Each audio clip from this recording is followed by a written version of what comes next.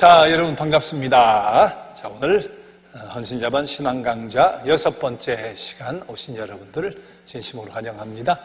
자, 또 오늘 사정상 또 가정에서 또 일자리에서 공부를 하게 되는 분들 아마 계실 수 있을 텐데, 자, 오늘도 정성을 다해서 우리 함께 공부했으면 좋겠습니다. 오늘 간증문 우리 카톡으로 보내신 분, 문자로 보내신 분 계시는데, 가져오신 분들은 우리 목사님에게 제출해 주시고, 혹시 우리 가정에서 준비는 했는데 우리 제출 못한 분 계시면 마찬가지 방법 우리 이메일이나 카톡이나 문자 메시지로 꼭 보내주시길 바랍니다. 자, 암송여절 우리 7절이 됐죠? 자, 내가 만일부터 같이 한번 암송하고 시작해요. 시작. 내가 만일 내 입으로 예수를 주로 시인하며 또 하나님께서 그를 죽은 자 가운데서 살리신 것을 내 마음에 믿으면 구원을 받으리라. 사람이 마음으로 믿어 의에 이르고 입으로 시인하여 구원에 이르느니라. 로마서 10장 9절 10절 말씀. 구하라 그리하면 너희에게 주실 것이요 찾으라 그리하면 찾아낼 것이요 문을 두드리라 그리하면 너희에게 열릴 것이니. 마태복음 7장 7절 말씀. 오직 성령의 열매는 사랑과 희락과 화평과 오래 참음과 자비와 양성과 충성과 온유와 절제니 이 같은 것을 금지할 법이 없느니라. 갈라디아서 5장 22절 23절 말씀. 오직 사랑 안에서 참된 것을 하여 범사에 그에게까지 자랄지라. 그는 머리니 곧 그리스도라. 에베소서 4장 15절. 선한 말은 꿀송이 같아서 마음에 달고 뼈에 양약이 되느니라. 잠언 16장 24절 말씀. 너희는 그 은혜에 의하여 믿음으로 말미암아 구원을 받았으니 이것은 너희에게서 난 것이 아니요 하나님의 선물이라. 행위에서 난 것이 아니니 이는 누구든지 자랑하지 못하게 함이라. 에베소서 2장 8절 9절 말씀. 오직 성령이 너희에게 임하시면 너희가 권능을 받고 예루살렘과 온 유대와 사마리아와 땅끝까지 이르러 내 증인이 되리라. 사도행전 1장 8절 말씀. 자, 오늘 들어오실 때 암송여절 프린트한 거 받으셨을 텐데, 오늘 오지 못한 분은 우리 주일에 필경대 위에 올려져 있을 거예요. 자, 한 장씩 꼭 가져가서 나머지 암송을 우리 최선을 다해 했으면 좋겠습니다.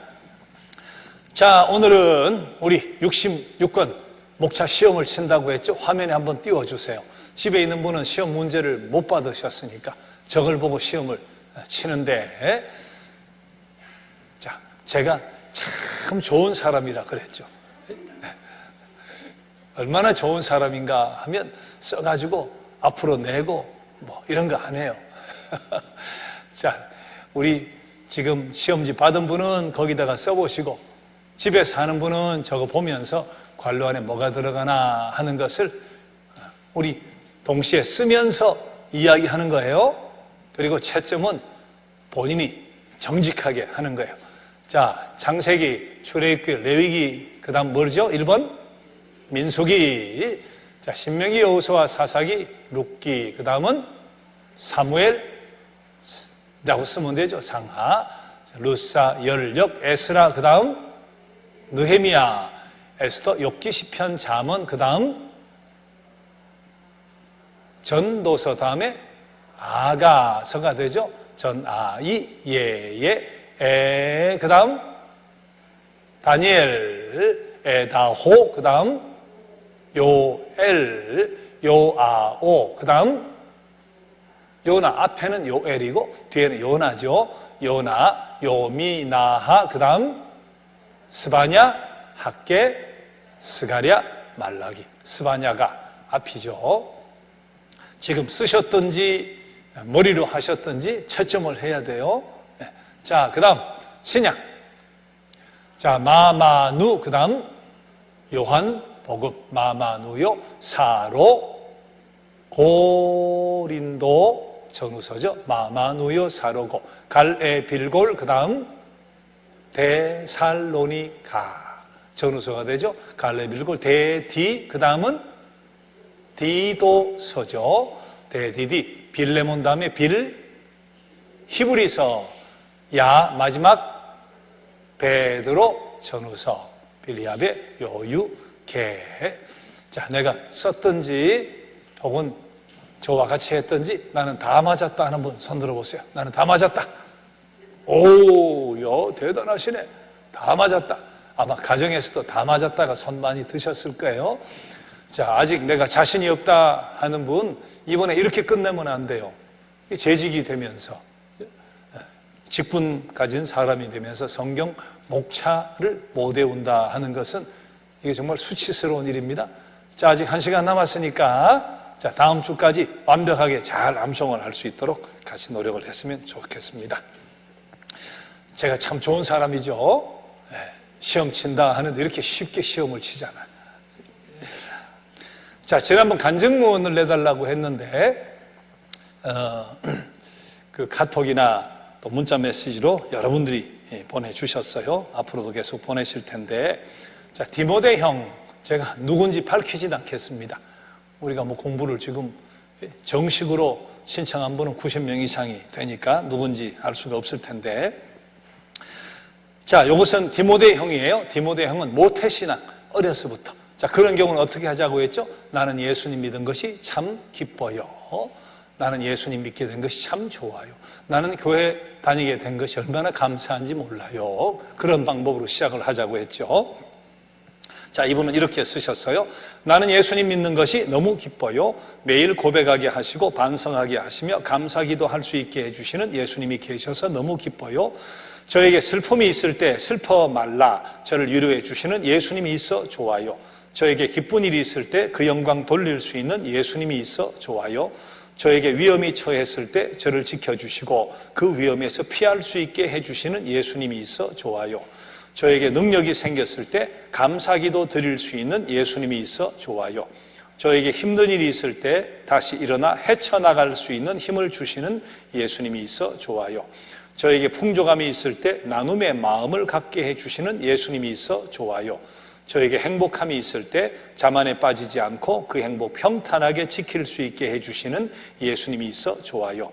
제가 갈 길을 잃었을 때 하나님의 사랑 안에 바른 길로 인도해 주시는 예수님이 있어 좋아요. 늘 부족하고 어린 나이지만 저를 알아주시고 저를 믿어주시며 저와 늘 함께 해주시는 예수 그리스도를 믿는 저는 참 행복한 사람입니다. 자, 제가 디모데 형에서 부탁했던 것은 뭔가 하면 바울 형도 마찬가지예요. 내가 뭐 이렇게 CCC에 활동을 했을 때 이랬다가 좌절을 했다가 뭐 이렇게 장황하게 그런 과정은 필요 없다. 디모데 형은 뭐는가? 나는 예수 믿은 것이 너무 좋아요 하고 좋은 것만 쭉 나열을 하면 된다. 그렇게 말씀드렸어요. 자, 이분은 나는 예수 믿은 것이 얼마나 좋은지 몰라요. 슬플 때 예수님은 저를 위로해 주시고 기쁠 때 내가 나에게 영광이 아니라 하나님께 영광 돌려드리고 위험에 처했을 때 그분은 지켜주시고 위험에서 피하게 해주세요. 자, 그렇게 내 언어로 내가 예수 믿게 되어서 참 좋고 즐거운 것을 잘 표현할 수 있도록 자, 그렇게 하시면 좋겠고요. 자, 바울 형은 제가 부탁드렸던 것은 꼭 내가 예수 믿기 전에는 내가 교회 다니기 전에는 하는 말로 시작을 하자. 중간에는 그러던 어느 날로 시작을 하자. 마지막은 이것이 다 제가 예수님 믿었기 때문이죠. 그렇게 해서 전과 후가 밸런스가 맞게 그렇게 앞에는 부정적인 내용, 뒤에는 긍정적인 내용 밸런스가 맞게 하자. 이제 그런 말씀 드렸잖아요. 자, 이번 경우는 자, 뒷부분만 제가 그러던 어느 날 하고 뒷부분만 제가 한번 읽어 드리려고 하는데요. 나 괜찮아, 나 욕심도 없고 지금 사는 것에 만족해. 그런데 허해, 속이 허하다는 거죠. 하며 나도 모르게 눈물이 흘렀습니다. 그때야 그 허함이 작은 것이 아님을 알게 되었습니다. 그러면서 다시 예수님을 향한 열망이 꿈틀거리기 시작했습니다. 더 늦기 전에 교회 가야겠다는 결심을 하고 남편에게 말했습니다. 여보 사랑해, 앞으로 당신과 어머니께 더 잘할게. 나 교회 가고 싶어. 이 선포로 인해 지난 1년간 저희 가정에는 많은 힘든 일이 있었습니다. 그 와중에도 저는 감사라는 말을 입에 달고 살았고 그 어느 때보다 기쁨과 평안을 얻게 되었습니다. 꿈이 없던 나에게 많은 꿈들도 생겨났습니다. 그 시작으로 사이버대학에 편입하여 공부도 하게 되었습니다. 전에는 사는 게 그저 그런 것이라 죽음이 두렵지 않았는데 지금은 현재도 천국이고 죽어서도 천국이라 죽음이 두렵지 않게 되었습니다. 저는 오늘 진정으로 자유합니다. 참 기쁨이 있습니다. 그리고 내일이면 더 큰 참 자유, 참 기쁨이 온다는 것을 압니다. 하나님이 주셨습니다. 가진 건 많지 않지만 미래가 두렵지 않고 죽음이 두렵지 않고 매일매일이 즐겁습니다. 이 모든 게 예수님을 만났기 때문입니다. 자, 여러분, 우리 예수님을 믿고 구원의 은혜를 경험하면 무언가 달라진 것이 틀림없이 있을 거예요. 예전 외로웠는데 지금 외롭지 않아요. 마음이 든든해요. 예전엔 비겁하고 그렇게 겁이 많았는데 지금은 용기가 넘쳐요. 예전엔 우울했는데 지금은 밝아요. 여러 가지 예전에 또 옳지 못했던 방황했던 그런 습관들 있었지만 지금 내가 달라진 삶의 부분이 있어요. 자, 그것이 무엇인가를 잘 생각하면서 앞부분은 내가 예수 믿기 전에는 하는 것은 내가 예수 믿기 전에 어떤 부정적인 나의 성격, 가치, 습관, 삶의 모습 그런 것을 이야기한다면 그러던 어느 날 하는 그 과정 뒤에는 그 다음 긍정적인 모습으로 바뀌어진 내 모습을 고백하면 되는 거죠. 자, 디모데 형이든 바울 형이든 중요한 것은 어떤 구체적인 예가 있으면 더 좋아요. 내가 예수 믿기 전에 얼마나 외로웠는지 몰라요. 얼마나 겁이 많았는지 몰라요. 어느 정도 외로웠나 하면 어느 정도 겁이 많았나 하면 하고 그런 비유나 구체적인 예가 실려 있으면 훨씬 좋죠.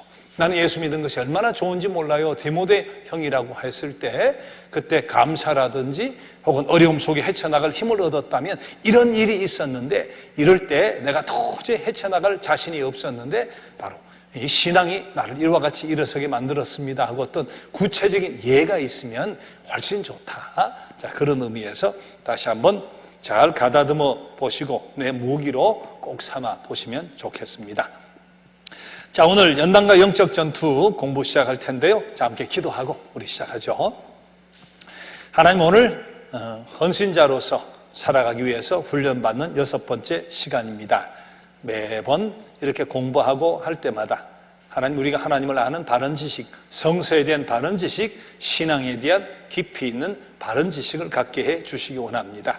바른 지식뿐만 아니라 말씀을 듣고 훈련할 때 아멘, 아멘, 그래, 맞아 하고 가슴 속에서 저절로 동의가 되어지는 그런 마음의 변화가 있게 하여 주시옵소서. 그리고 깨달은 바대로 의지를 가지고 살아가고 실천하고 삶 속에서 잘 적용해 살아갈 수 있는 그런 지정의 3요소를 잘 갖춘 믿음의 헌신자로 거듭나는 소중한 은총의 시간 되게 하여 주옵소서. 예수님의 이름으로 기도드립니다. 아멘. 자, 오늘은 연단과 영적 전투라고 하는 주제예요. 자, 우리가 예수님 믿고 하나님의 자녀가 되는 그 순간 우리를 저 구름 위로 끌고 올라가시는 게 아니에요. 우린 하나님의 자녀, 구원받은 백성이 됐어도 이 땅에 사는 거예요. 마치 이스라엘 백성이 출애굽을 했는데 출애굽을 했다고 바로 가나안에 정착한 게 아니잖아요. 40년 광야 생활이 있었어요. 광야 생활 동안 겪은 수많은 고통, 배고픔도 있고 추위도 있고 목마름도 있고 여러 가지 갈등도 있고 전투도 있고 수많은 어려운 그런 고난과 역경을 거쳐서 마침내 가나안 땅에 들어간 거잖아요. 우리도 마찬가지. 이 땅 사는 동안 영원히 당신의 백성으로 때가 되어 당신의 나라에 부르시기 전까지 광야 생활 같은 우리 이 땅에 살아가기 때문에 하나님의 백성이지만 때는 원치 않게 당하는 고통, 그것이 때로는 나 안에 이유가 있든지 혹은 나와 무관한 이유가 되든지 간에 원치 않는 그런 광야의 고통, 40년 광야 생활의 시련과 아픔이 있을 수 있다. 그것은 예외가 없죠. 구원받은 백성도 예외가 없는 거예요. 자, 그런데 때로는 하나님께서 미리 앞서가시면서 고난이 있을 것이다, 고통이 있을 것이다 하면 딱딱 치워주시면 좋은데 물론 때로는 그렇게 앞길을 탁탁 평탄하게 내주시는 경우도 있죠. 때로는 하나님은 다 아실 텐데 구원 얻은 백성, 당신을 지극히 사랑하려고 애를 쓰는 우리 앞에 놓인 고난을 그냥 묵인하시거나 내버려 두시거나 용납하시는 때도 있다. 자, 그런 연단의 이유가 있을 텐데, 그렇게 하나님이 허락하실 때는 고난이 뜻이 있고 목적이 있을 텐데 그 이유가 무엇일까? 때로는 왜 고난을 용납하시고 허락해 주시나? 자, 그런 의미에 대해서, 고통의 의미에 대해서 함께 생각을 해보려고 해요. 자, 오늘 1번 문제. 하나님은 광야에서 이스라엘 백성들을 40년이나 다 연단시키셨습니다. 그 연단의 목적을 신명기 8장을 통해 찾아봅시다. 우리 성경에서 고난의 이유를 많이 찾을 수 있죠. 그러나 신명기 8장을 가지고 우리 고난의 이유, 하나님이 때로는 시련과 고통을 그냥 내버려 두시거나 용납하시는 이유가 뭘까 하는 것을 신명기 8장을 통해 우리 세 가지 찾아보려고 해요. 자, 먼저 신명기 8장 2절, 3절 말씀, 3절 앞부분까지 우리 말씀을 같이 한번 읽어보도록 합시다. 자, 시작. 내 하나님 여호와께서 이 40년 동안에 내게 광야길을 걷게 하신 것을 기억하라. 이는 너를 낮추시며 너를 시험하사 내 마음이 어떠한지 그 명령을 지키는지 지키지 않는지 알려 하심이라. 너를 낮추시며. 자, 거기까지만 보죠. 일단 2절 3절에 두 번 반복되는 것이 너를 낮추시며 그랬어요. 우리 세 번째 연단의 목적 16절 가도 마찬가지 너를 낮추시며 하는 말이 또 나와요. 자, 연단의 첫 번째 목적이 무엇인가? 너를 낮추시며 이스라엘 백성을 겸손하게 만들기 위함이었다 하는 그런 뜻이죠. 여러분, 왜 우리는 고난을 통해 연단받지 않으면 겸손해지지 못할까요?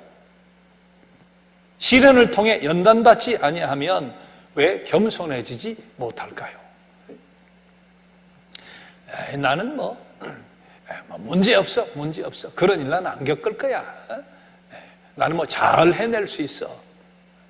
자, 그렇게 자신만만하고 교만하던 사람이 딱 시련 속에 맞닥뜨리게 되면, 원치 않는 큰 고통 속에 맞닥뜨리게 되면 그제서야 나도 아무것도 아니구나. 그제서야 깨달아요. 나에게도 이런 일이 닥치네. 세상 만사가 내 뜻대로만 되는 것이 아니네. 이 시련과 연단을 경험하지 않으면 절대로 겸손해지지 않더라. 인간이 그렇더라. 인간이 말이에요. 그래서 고난을 통해 연단받는 그 목적이 무엇인가? 첫 번째, 낮추시며 우리를 겸손하게 만들기 위한 이유도 시련과 고통 속에 있다. 여러분 경험해 보지 않았어요? 우리 고난과 시련 속에서 스스로 내가 아무것도 아니다, 내 힘으로 되는 것이 아니네, 나도 마찬가지네, 그렇게 낮아졌던 그런 순간들이 있을 거예요. 자, 두 번째 연단의 목적은 무엇인가? 자, 8장 3절 같이 한번 읽어봅시다.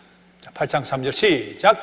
너를 낮추시며 너를 줄이게 하시며 또 너로 알지 못하며 내 조상들도 알지 못하던 만나를 내게 먹이신 것은 사람이 떡으로만 사는 것이 아니요 여호와 입에서 나오는 모든 말씀으로 사는 줄을 내게 알려 하려 하심이니라. 너를 낮추시고 줄이게도 하시고 그런 시련도 하나님이 그렇게 허락해 주셨던 것은 뭐라고요? 두 번째는 사람이 떡으로만 사는 것이 아니다 하는 것을 깨닫게 하기 위해서, 사람이 떡으로만 사는 것이 아니다 하는 것을 깨닫게 하기 위해서. 자, 시련 속에 부딪히면 신앙인들은 인간의 생명이, 인생이 떡에만 달려있는 것이 아니네, 하나님의 말씀에 순복하느냐 순복하지 않느냐 하는 거기에 달려있다는 것을 그제서 깨닫게 돼요. 떡에만 달려있다고 부단히 뛰었어요. 부단히 달려왔어요. 그런데 어느 순간 벽에 딱 부딪히면 내가 무엇을 위해 달린 것인가? 누구를 위한 떡이었나? 무엇을 위한 사업이었나? 빨리만 달리는 것이 능사가 아닌데 하는 것을 그제서야 깨닫게 되는 때가 있어요. 시간이 없다, 교회 갈 시간도 없다 말이지, 성경 볼 시간도 없다, 정신이 없다 말이지, 바쁘다고 이 일, 저 사업, 정신이 없다고. 좀 여유가 있고 잘 안 될 때는 꼬박꼬박 나와 신앙생활 잘 하다가 정신이 없어졌어요. 너무 잘 되는 거야. 정신이 없어진 거예요. 열심히 뛰어요. 그러다가 어느 순간 갑자기 쓰러져 병원에 들어가요. 한시가 바빠서 정신을 못 차리고 살았는데 병원에 꼼짝을 못해요. 일주일, 한 달 꼼짝을 못해요. 그럼 가만히 누워서 그제 생각하는 거예요. 내가 뭐 때문에 그렇게 뛰었나. 사람이 떡으로만 사는 게 아닌데 그제서야 기도해요. 그제서야 성경책 가지고 말씀 읽기 시작해요. 그제서야 하나님과 교제하기 시작해요. 아, 사람이 떡으로 사는 게 아닌데 하나님 고쳐만 주세요. 살려만 주세요. 제가 잘 섬기고 말씀대로 살고 애쓰고 정말 열심히 주일 성수 잘하면서 정말 신앙의 가치를 최고로 높이고 살아갈게요. 그제서야 깨달아요. 인생이 하나님과 관계 속에 있음을, 인생이 떡이 아니라 하나님의 말씀 속에 있음을 그제서야 깨닫게 되는 때 있죠. 그렇게 약속하고 나왔다가 또 언제 그런다는 듯이 과거로 돌아가는 사람도 간혹 또 있어요. 자, 그러나 분명한 것은 이런 시련과 고통 속에서 나를 낮추게 되더라. 내가 겸손하게 되더라. 그런 시련과 고통 속에서 인생의 떡에만 달려있는 것이 아니라 떡만 보고 달려가는 것이 아니라 하나님의 말씀에 있다. 그 뜻에 잘 순복하고 살아가는데 인생의 성패가 달려있다 하는 것을 깨닫게 하기 위해서 때로는 하나님은 시련을 내버려 두시고 용납도 해 주신다. 자, 그래서 시편 시인이 119편 67절에서 이런 고백을 하게 되잖아요. 자, 같이 한번 읽어봅시다. 고난 당하기 전에는 내가 그릇 행하였더니 이제는 주의 말씀을 지키나이다. 우리 그런 고백, 그런 경험하신 분들 계실 거예요. 고난을 통해서 다시 주님 만나고 시련을 통해 다시 주님 앞에 돌아오고 잃었던 기도를 찾고 그래서 다시 한번 새로운 삶을 살아가는 전환점이 마련된 것이 바로 그때 그 시련, 그때 그 고난이 없었으면 오늘의 내가 될 수가 없었어. 우리 그런 고백을 가지신 분들 아마 계실 거예요. 자, 궁극적으로 8장 16절, 그래서 연단의 세 번째 목적은 무엇일까요? 자, 연단의 세 번째 목적 같이 읽어봅시다. 시작. 내 조상들도 알지 못하던 만나를 광야에서 내게 먹이셨나니 이는 다 너를 낮추시며 너를 시험하사 마침내 내게 복을 주려 하심이었느니라. 결국 너를 낮추시고 그렇게 훈련시키신 뒤에 결국은 무엇이라고요? 내게 복을 주시려고, 너에게 복을 주시려고, 마침내는 너에게 복을 주시려고. 때로는 시련과 그런 연단이 아프지만 힘들지만 고통스럽지만 결국은 무엇인가 나에게 복을 주시려고. 그래서 우리가 신앙인이 가져야 될 세 가지 확신 꼭 기억해야 되죠. 구원의 확신과 두 번째는 임마누엘의 확신과 마지막 한 가지 내가 꼭 같이 하고 하는 것이 뭐예요? 결국은 모든 것이 합력하여 선되게 해 주신다. 결국 모든 것이 선되게 해 주신다. 고난과 시련을 넘어서서 마침내는 복을 주시려고, 복을 주시려고. 참된 복은 받을 준비가 되어 있어야 받게 되는 거예요. 여러분, 큰 기업을 일으킨 분, 재벌 기업이 아니라도 내가 소중하게 헌신을 해서 어떤 사업체를 일군 아버지가 자식이라고 그냥 넘겨주지 않습니다. 망할 것이 뻔한데 자식에게 넘겨주겠어요. 그래서 재벌도 보면 자식을 어려서 또 훈련시키고 유학도 보내고 하다가 사원으로 승진을 빨리 시키죠. 사원으로 훈련도 시키고 그렇게 쭉 훈련시킨 뒤에 때가 됐다, 받을 준비가 됐다 할 때 그것을 넘겨주지 자식이라고 그냥 주지는 않습니다. 참된 복은 받을 준비가 되어야 주신다. 자, 그러나 궁극적으로는 시련과 고통이 힘들지만 결국 목적은 무엇인가? 나에게 복 주시려고, 나에게 복 주시려고. 자, 이외에 고난을 통해 얻을 수 있는 유익이 무엇이 있을까요? 자, 2번 보면 욥기 23장 10절에 자, 이런 고백이 있습니다. 같이 한번 읽어봅시다. 그러나 내가 가는 길을 그가 아시나니 그가 나를 단련하신 후에는 내가 순금같이 되어 나오리라. 이게 뭐예요? 욥이 죄가 있어 고통당한 거 아니잖아요.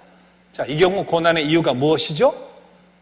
그 순수한 믿음을 더 훈련시키고 연단시켜서 더 크게 쓰시려고, 더 크게 쓰시려고. 흔히 우리 말하는 것 같이 금을 재련할 때 이 불뭇불 속에, 강력한 불 속에서 불순물을 제거하잖아요. 그래서 순도 90%, 99.9%, 99.99%, 아주 순금을 만들기 위해서 불로 재련한다, 불로 단련한단 말이에요. 우리가 젊은이들이 때가 되면 군의 부름을 받아요. 근데 다 가진 못해요. 이젠 뭐 학력도 따지고 건강도 따지고 질병도 따지고 뭐 다 따지잖아요. 자, 그렇게 해서 군에 가면 훈련소에서 죽으라고 훈련을 시킵니다. 요새는 어떻게 하는지 모르겠어요. 옛날 뭐 어떻게 했습니까? 좌로 굴러, 옆으로 굴러, 앞으로 지침, 뒤로 지침, 뭐 붙어야 예전에는 뭐 군합발로 차고 몽둥이도 날아오고 그랬던 시절이 있는데 요새는 뭐 그렇게까지는 안 하죠. 그래도 고달픈 훈련이에요. 얼차려라고 해서 말이에요. 벌도 주고 말이에요. 뭐 PT라고 해서 섰다 앉았다 뭐 그 너무너무 힘들죠. 뭐 극한 상황까지 경험을 하게 되는데 왜? 죄가 많아서 그럴까요? 미워서 그럴까요? 아니잖아요. 택함 받아서 군에 들어왔는데 잘 연단을 시켜서 부모, 형제, 이 나라, 이 민족을 지킬 수 있는 강인한 십자가의 군병, 강인한 이 민족을 지킬 수 있는 군대로 쓰기 위해서 군병으로 이 나라를 지킬 만한 그런 수준까지 단련시키기 위해서 그렇게 연단을 시키는 것이지 미워서 뭐 죄가 많아 그런 거 아니잖아요. 마찬가지 고난이 죄 탓인 경우 있어요. 그죠? 고난과 시련이 내가 잘못하고 또 내가 실수하고 범죄해서 받는 그런 고난 있죠. 그건 스스로 깨달아요. 스스로 어떨 때 이러다가 내가 한 대 맞지 하고 그러다가 맞는 수 있어요.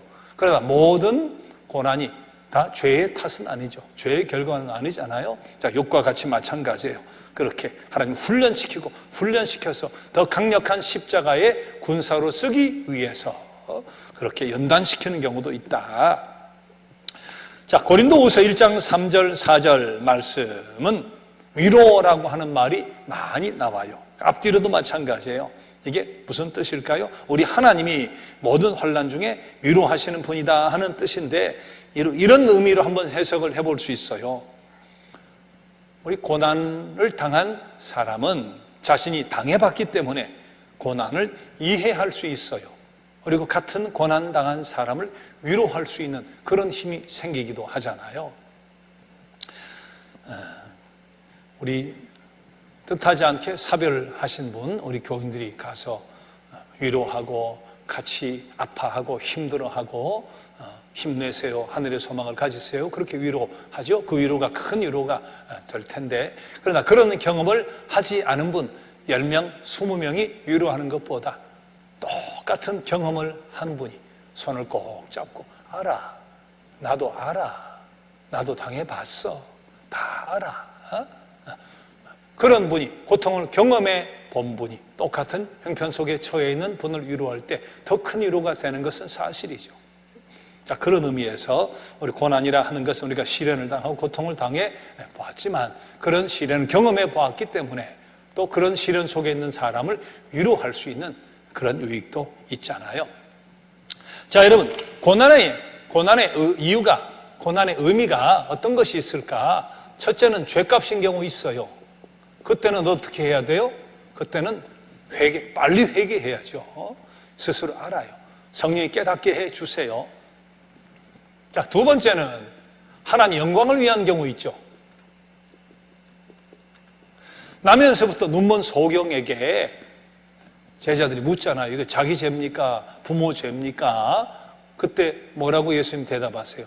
자기 죄도 아니고 부모 죄도 아니고 하나님께 영광 돌려드리기 위함이다 하고 그냥 그 눈먼 병자를 낫게 하니까 사람들이 하나님 살아계시래. 하나님 살아계시네. 하나님 살아계셔. 그렇게 때로는 시련과 고난을 통해 하나님께 영광 돌려드리기 위해서 오는 시련도 있죠. 자, 세 번째는 앞에서 이야기한 것 같이 이제 단련이죠. 단련, 연단. 죄가 있어서가 아니라 그래서 십자가의 군병으로 쓰시기 위해서 잘 하고 있어요. 잘 하고 있는데 때로는 시련과 또 고난이 닥치는 때 있죠. 그런 시련을 잘 경험하고 넘어서고 믿음의 기도로 그것을 잘 극복해서 더 큰 믿음 가지고 더 큰 하나님의 도구로 쓰시기 위해서 죄와 상관없이 하나님 이렇게 훈련시켜서 더 거룩한 도구로 쓰시기 위해서 주시는 허락하시는 고난도 있다.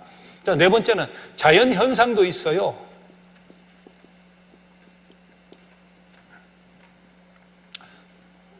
자연현상, 예를 들어 7살, 8살 된 애한테 비가 밖에서 주룩주룩 내려요. 날은 초겨울이 추워요. 너 나가지 마. 오늘 절대 나가면 안 돼. 근데 얘가 어떻게 눈을 피해가지고 밖에 나가서 시간 가는 줄 모르고 한 2-3시간 막 뛰어논 거예요. 7, 8살짜리가 그 추운 초겨울에 비를 맞아가며 놀았으니까 집에 들어오자마자 혼나죠, 엄마한테. 자, 그날 밤에 잠을 잡니다. 자, 12시 넘어가고 새벽쯤 되면 어떤 현상이 생겨요? 그 애가 열이 나는 거예요. 열이 나는 거예요. 그리고 콜록콜록 기침하는 거예요. 엄마는 밤새도록 열 낮춘다고 그 해열제 먹이고 찬물 적셔 가지고 머리 식히고 말이죠. 그건 그렇게 되게 돼 있어요. 사람의 구조가 자연적으로 오는 그런 현상 있잖아요. 자, 5번째는 자, 이유를 모르는 수도 있다. 우리 고난의 의미를 오랜 세월 지나서 시간이 많이 지난 뒤에 그때 그래서 하나님이 고난을 허락하신 거야 하고 고난은 그때 깨닫게 되는 경우도 있지만 시간이 많이 흘러서 세월이 흐른 뒤에 깨닫게 되는 경우도 많아요. 근데 어떤 경우는 그 고난이 나에게 은혜가 되었어요. 나를 낮추기도 하고 나에게 복이 되긴 했지만 끝까지 내가 이유를 확실히 알 수 없는 경우도 있어요. 우리가 어떻게 고난의 의미와 이유를 완벽하게 다 알게 되겠어요? 성령께서 알려주시는 경우도 있고 스스로 깨닫게 되는 경우도 있지만 끝까지 이유를 알 수 없는 경우도 있죠. 그때는 하나님 앞에 가서 하나님 그때 그 고난 때문에 내가 많이 도움도 되고 사람도 되고 인간도 되고 말이죠. 하나님 제가 참 그것이 나에게 복이 됐는데 근데 왜 그런 일을 내가 당해야 했는지 나는 이유를 아직도 모르겠어요 하고 그때 가서 물어봐야 될 일도 있을 거예요. 자, 중요한 것은 무엇인가? 고난의 이유를 내가 즉시 알든지 뒤에 알든지 혹은 알기가 어렵든지 고난은 무조건 이겨야 된다. 고난은 무조건 이겨야 된다. 고난은 끝까지 어쨌든 이겨야 되는 거죠. 자, 3번째 우리 문제를 같이 한번 읽어봐요. 지금까지 시작. 지금까지 인생을 살아오면서 겪었던 고난이 한두 가지가 아니었을 것입니다. 지금 돌이켜볼 때 그 고난으로 인해 자신이 얻을 수 있었던 영적인 유익이 어떤 것들인가요? 그리고 시편 시인이 고백한 것처럼 고난당한 것이 내게 유익이라고 말할 수 있는지 한번 생각해 봅시다. 여러분 고난과 시련을 적지 않게 겪고 오셨을 거예요. 자, 그런데 지금 와서 생각해 보니까 시편 시인처럼 그때 고난당한 것이 나에게 결국은 유익이야. 그때는 아프고 처절하고 어찌할 바 모르고 정말 내가 믿음에 대한 회의를 갖게 되기도 하고 철저한 그런 시련이었지만 지금 와서 생각하니까 그때 고난당한 것이 나에게 유익이야. 여러분 그런 경험, 그런 고백들이 있으세요?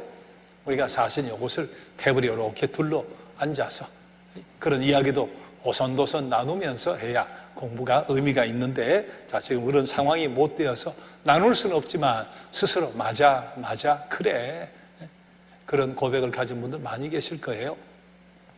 우리 속으로 이렇게 공부를 하다 보면 대부분들이 그런 이야기해요.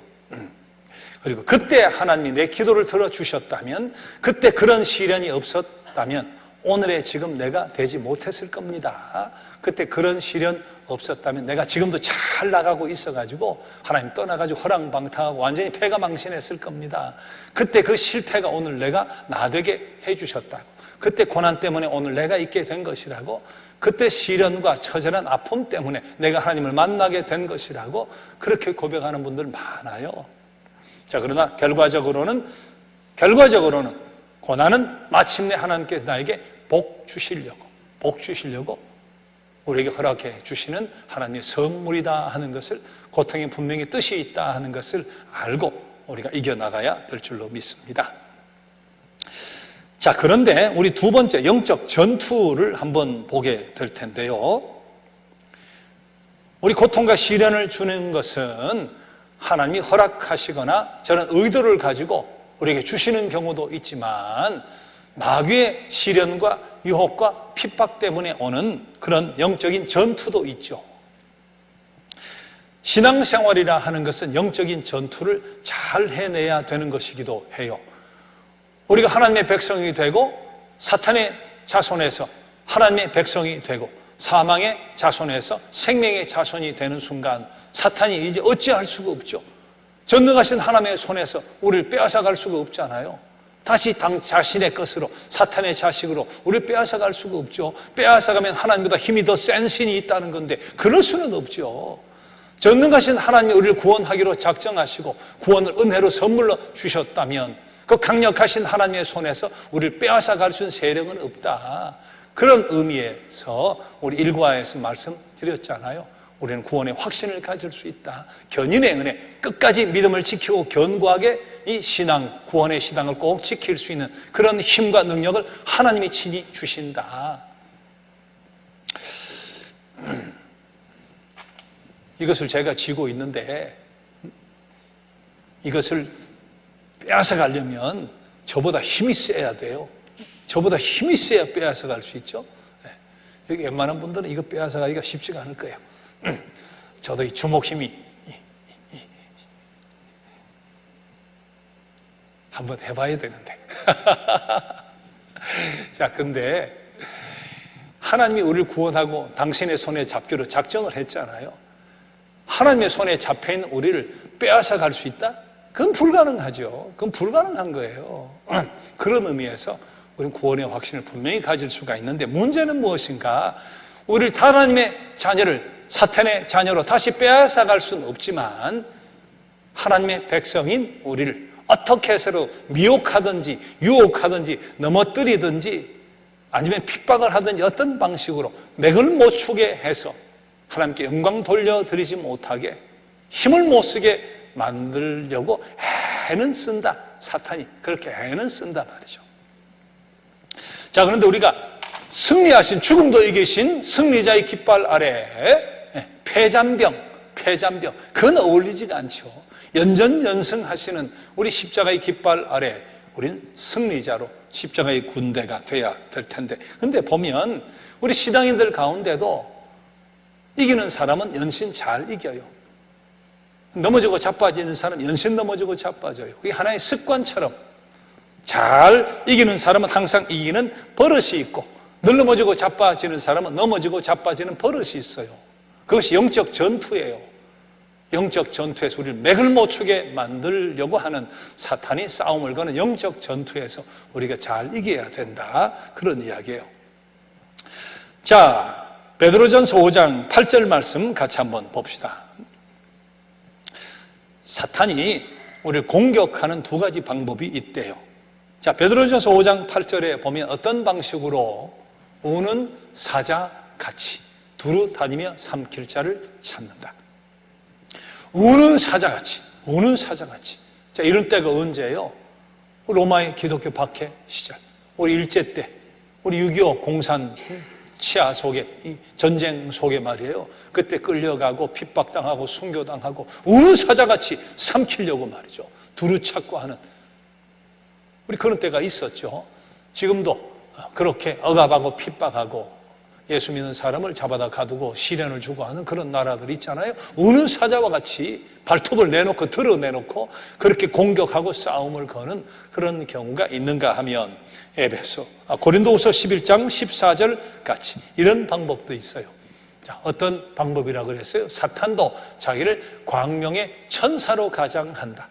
천사같이 다가와서 우리를 도와줄 것 같이 그렇게 해서 넘어지고 자빠지게 만드는 그런 방법으로 우리를 꿰는 수도 있다.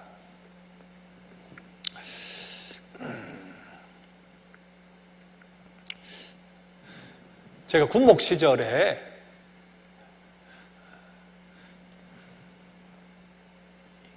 네 개 대대 중에 한 개 대대가 신병 교육이에요. 신병이 계속 들어와야 한 500명씩 오면 제가 인격 지도 교육을 했어요. 그리고 전역하게 될 때, 장교도 전역하고 하잖아요. 전역하게 될 때 나가서 또한 적응 잘하고 잘 살으라고 또 한 시간씩 이야기도 해주고 하는 그런 시간이 있었는데 우리 장교들 전역할 때 그때는 훈련을 여러 가지 시켜요.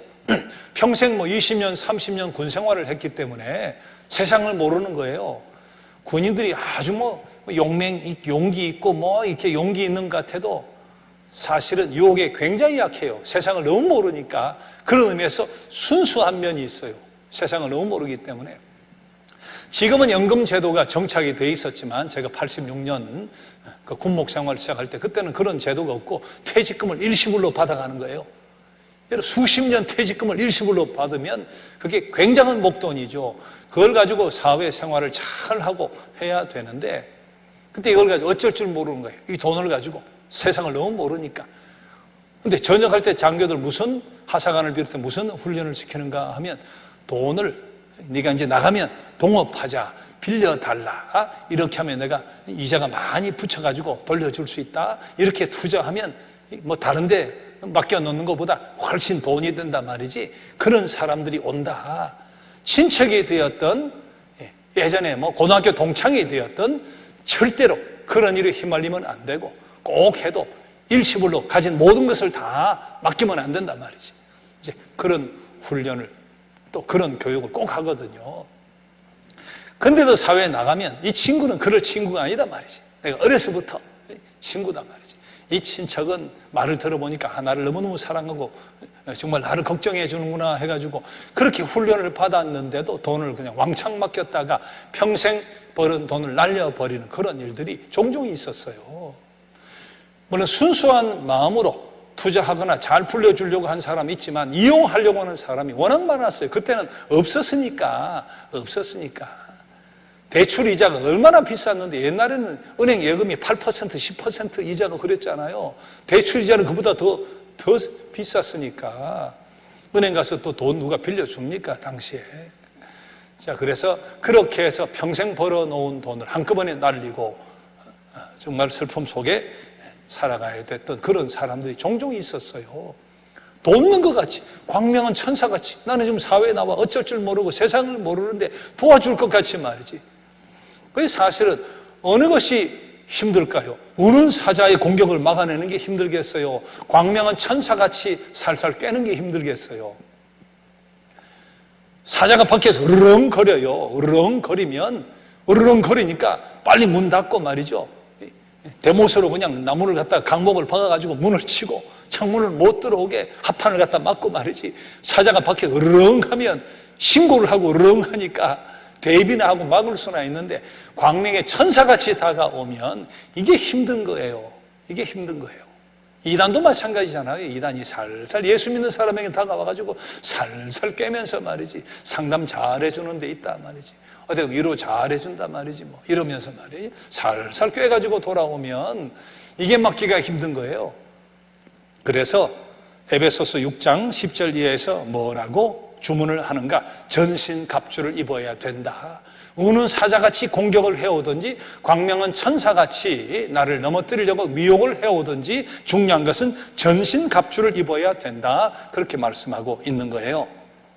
자, 전신갑주를 입어야 될 이유, 에베소서 6장 10절, 11절 보면 전신갑주를 입어야 될 이유가 뭐라고 했어요? 주 안에서와 그 힘의 능력으로 강건해지기 위해서. 그리고 뭐라 그랬어요? 마귀의 관계를 능히 대적하기 위해서. 마귀의 괴계, 마귀의 간사한 그 계획을 능히 대적하기 위해서 전신갑주를 입어야 된다. 우는 사자같이 달려들든지 광명한 천사같이 미혹을 하든지 중요한 것은 우리가 전신갑주를 입어야 된다. 전신갑주가 뭐겠어요? 머리끝에서 발끝까지 다 메어 싸는 거예요. 예전에 그 로마 시대 영화 같은 데 보면 우리도 마찬가지예요. 조선시대 뭐 이런 거 보면 투구 쓰고 갑옷 입고 밑에도 발도 뭐 싸매고 말이죠. 말도 보면 말 머리 쪽에도 보면 뭐 철 같은 걸 막 두르고 쇠사슬 같은 거 두르기도 하고 말이죠. 완전히 머리끝에 발끝까지 싸매는 거죠. 전신갑주를 입어야 된다.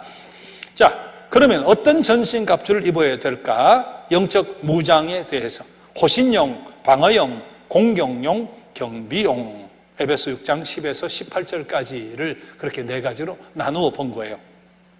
자, 제일 먼저 16절 보면 방어용으로 네 가지를 이야기하고 있어요.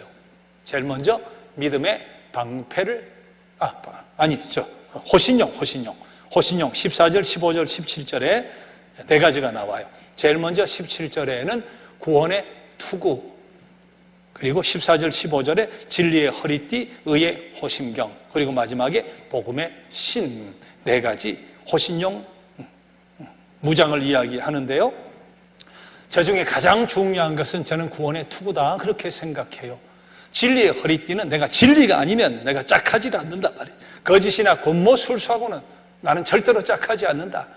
그게 진리의 허리띠겠죠. 바짝 붙들어 매고, 의의 호심견은 가슴에 붙이는 방패 같은 거죠. 흉패 같은 거. 내가 정의로 가슴이 불타고, 그리고 내가 복음으로 무장을 하고. 근데 가장 중요한 것은 구원의 투구다. 전 그렇게 생각해요. 화살이 물론 어느 곳에 찔려도 다 치명적이지만, 그래도 팔에 찔린다, 옆구리에 찔린다, 배에 찔린다, 그러면 살 수는 있잖아요. 어떤 총알도 마찬가지, 이런 데를 지나갔다 관통을 했다 하면 살 수 있는데, 이 머리, 이 뇌에 화살이 박힌다, 뇌를 총알이 관통을 한다, 뇌가 다쳤다 하면 끝나는 거잖아요. 가장 중요한 것은 머리. 투구는 머리에 쓰는 거니까. 그래서 구원의 투구가 뭘까? 저는 구원의 확신이다 그렇게 생각해요. 구원의 확신이다.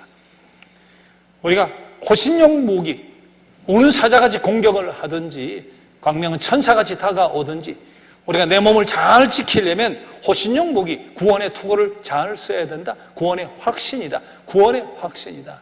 구원의 확신이 없으니까 이단자들이 이렇게 이야기하면, 예전에 그렇게 물은 사람들이 있죠. 구원받았어요. 저 구원받았는데요.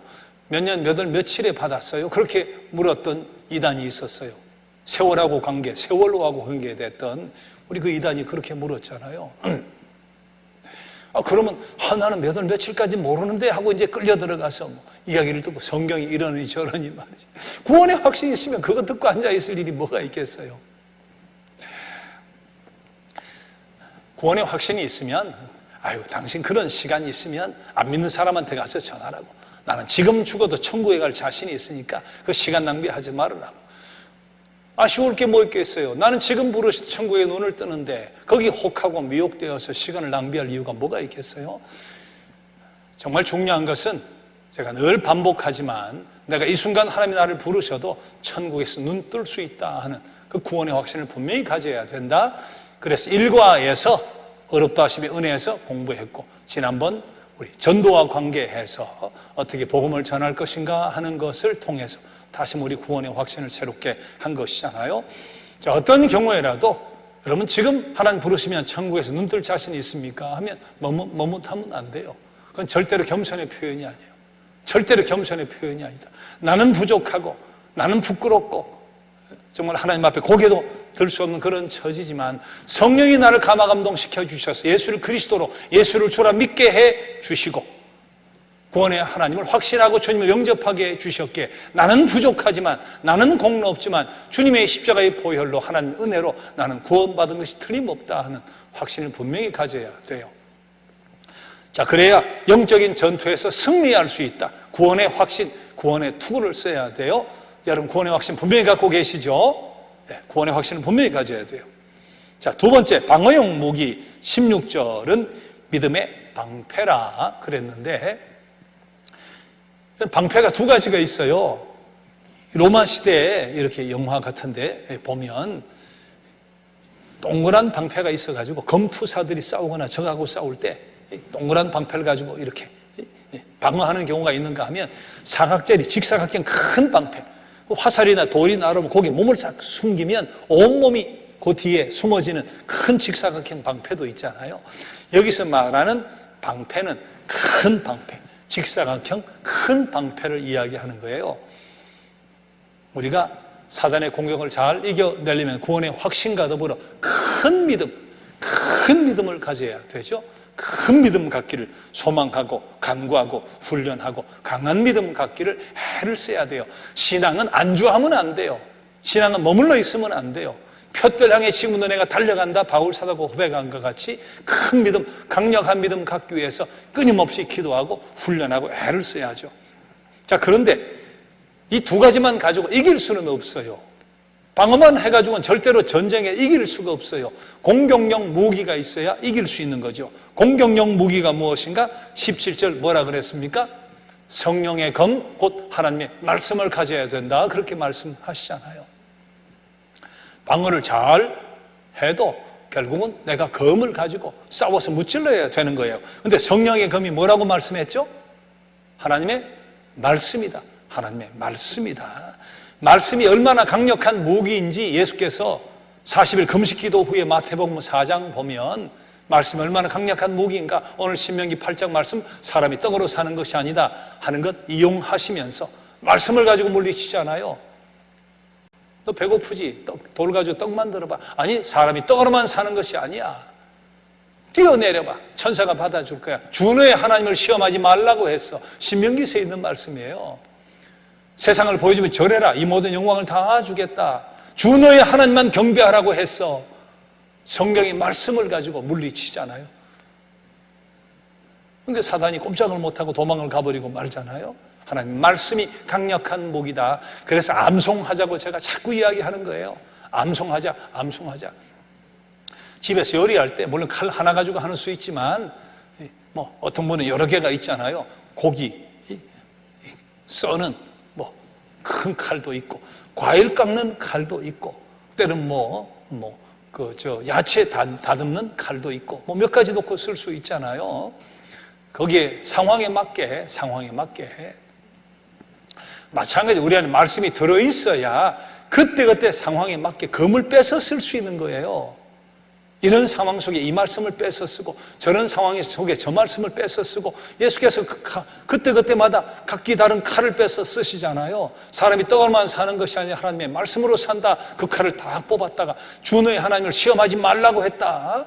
주 너의 하나님만 경배하라고 했다. 말씀이 그 속에 들어있으니까 그때마다 적절한 검을 빼어서 쓰고 물리치잖아요. 그래서 말씀이 내 안에 있어야 돼요. 말씀이 내 안에 있어야 돼요. 때는 토시까지 정확하게 외우지 못해도 어렴풋이라도 그 말씀이 있어야 힘이 되죠. 우리 말씀이 있다 보니까 때는 시련과 고난을 당해도 하나님 그래도 모든 것이 합력하여 선되게 해주실 줄 믿습니다. 하나님을 사랑하는 자, 뜻대로 부르심을, 하나님 저를 부르신 거잖아요. 제가 하나님 사랑하잖아요. 결국은 모든 것이 합력하여 선되게 해주실 거죠. 말씀을 가지고 기도하고 말씀을 가지고 이어나가야 되는 거 아니에요. 그래서 공격용 무기, 하나님 말씀을 가져야 된다. 자, 마지막 가장 중요한 것 중에 하나가 남아있어요. 지금 이 세 가지를 다 갖췄는데도 전쟁에서 지는 수가 있어요. 투구를 잘 쓰고 허리에서 발끝까지 다 매었어요. 큰 방패가 있어요. 공격용 멋진 무기가 있어요. 그런데도 전쟁에서 지는 수가 있다. 요새는 그런 일이 잘 없지만 우리 예전에 휴전선이 흐름하고 이랬을 때 우리 어렸을 때나 그런 일을 여러분 들어본 적이 있을 거예요. 우리 어르신들은. 예를 들어 이쪽 무기가 저쪽 무기보다 10배나 나아요. 여기 밤에 레이저로 밤이 다 보이는 투시경도 있어요. 무기도 10배의 화력이 좋아요. 또 총탄도 웬만한 것은 그냥 막아낼 수 있는 그런 방탄복 같은 것도 있어요. 거기에 비하면 상대는 정말 원시적인 그런 무기를 가지고 있는데 그럼 10배 강한 이 팀이 이겨야 되는데 지는 수가 있다니까요. 예전에 이야기가 뭐죠? 38선 흐름하고 할 때 그때 북한에서 특전사나 하나가 싹 와가지고 불침번을 서고 있는데 그 사람이 조는 거예요. 수리탄 하나를 딱 열어가지고 내만 잠자고 있는데 던져놓고 가는 거예요. 그러면 이게 방탄복이 있다. 화력이 10배가 강하다. 아무 소용없어요. 불침번. 경비선은 불침번. 그 불침번이 졸면 무기가 10배, 100배 아무리 화력이 좋아도 그냥 끝나는 거예요.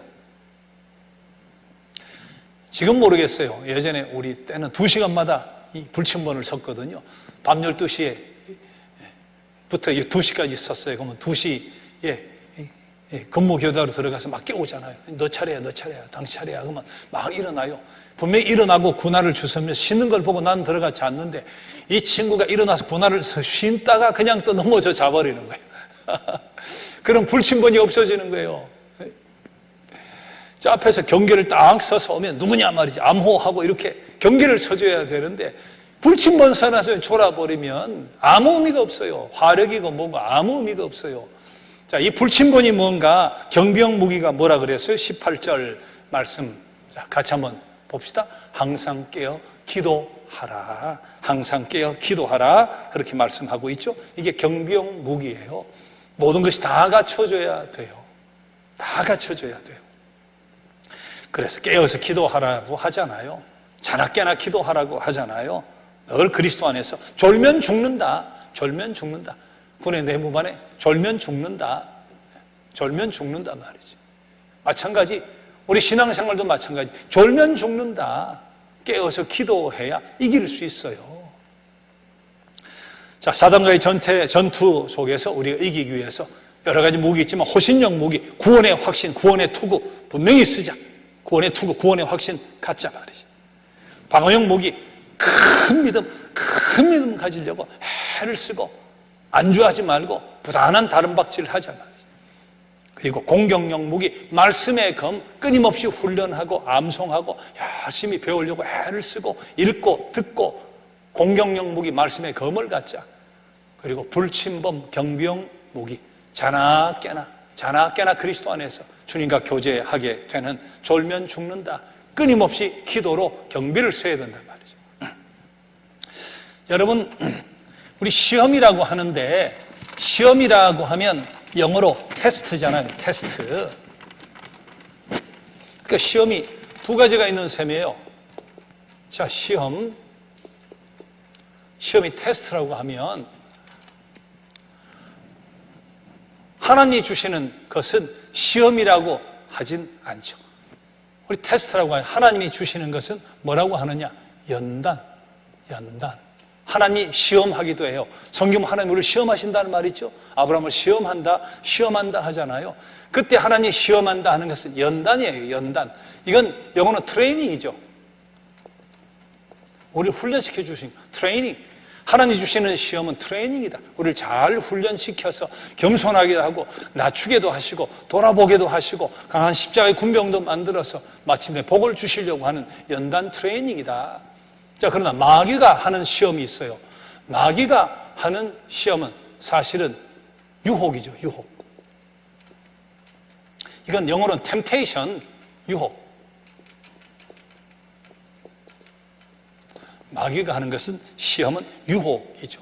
하나님이 주시는 연단은 우리가 잘 감당하고 감사함으로 잘 극복하고 스스로 자기를 돌아보면서 낮추기도 하고 훈련도 하고 해서 하나님 주신 복을 잘 차지하면 될 것이고, 마귀가 거는 유혹은 믿음으로 우리 전신갑주를 잘 입고 이겨내야 되는 거죠. 하나님의 시험과 마귀의 시험이 다르잖아요. 그것을 잘 구분하면서 하나님 주시는 시험, 연단은 감사함으로 마침내 나에게 복이 되도록 잘 훈련해 나가고, 마귀가 거는 시험은 호신용 무기, 방어용 무기, 공격용 무기, 그리고 자나깨나 그리스도 안에서 기도함으로 잘 이겨내면서 십자가의 군병이 되어야 할 줄 믿습니다.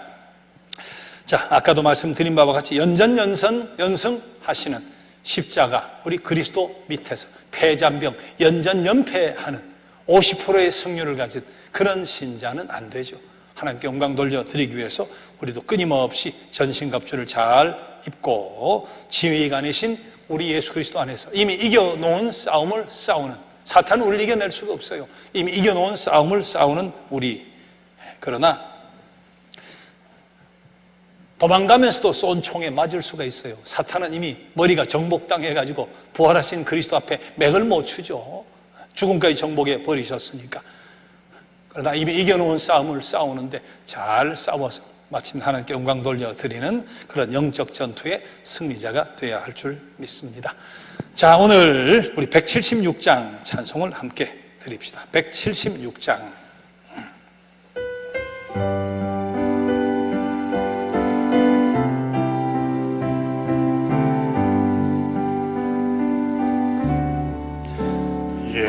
예수의 이름으로 나는 일어서리라.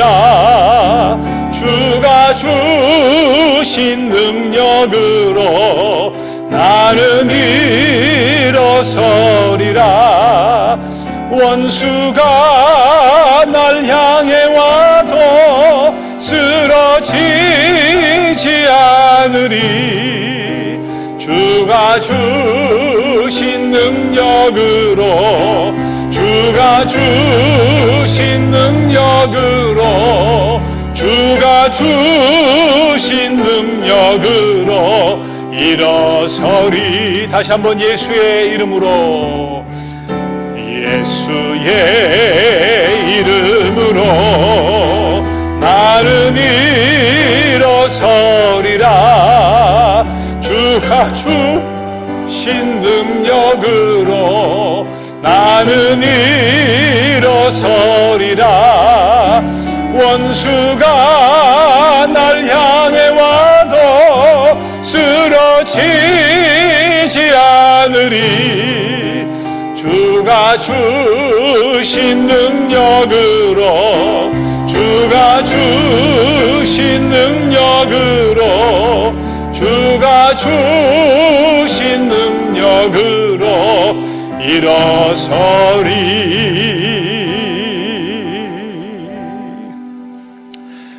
하나님 우리를 너무너무 사랑하시지만 때론 의도적으로 고난을 허락하시는 때도 있음을 저희가 잘 압니다.